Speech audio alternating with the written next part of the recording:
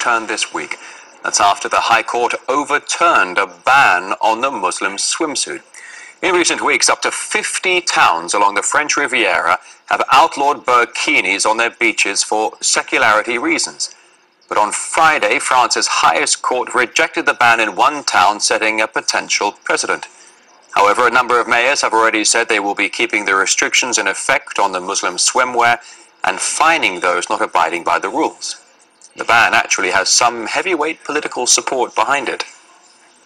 Pour moi, un symbole d'asservissement. The burkini to me is a symbol of women's enslavement. They are signs of self-proclamation of Islam.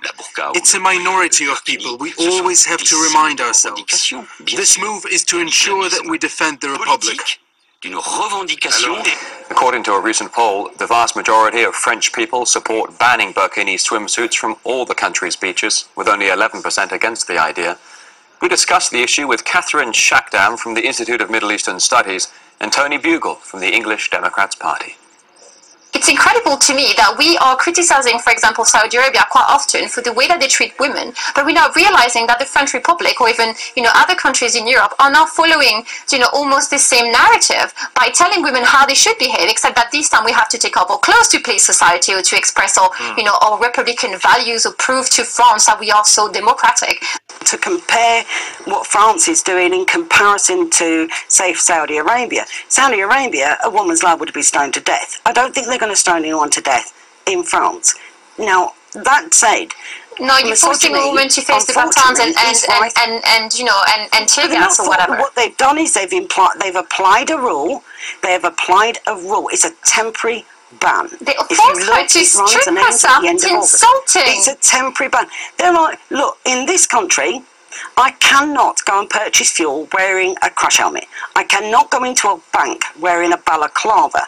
I cannot walk around wearing a mask. That is part of the laws of my country. Where is the line drawn in this law, though? I mean, I've seen images on social media comparing women in burkinis to nuns in religious dress. Will a nun also be forced to undress? Will somebody wearing a wetsuit be forced to undress? I've been out in Islamic countries, and I've watched women either go swimming in the full burqa or they've gone swimming in a swimming costume.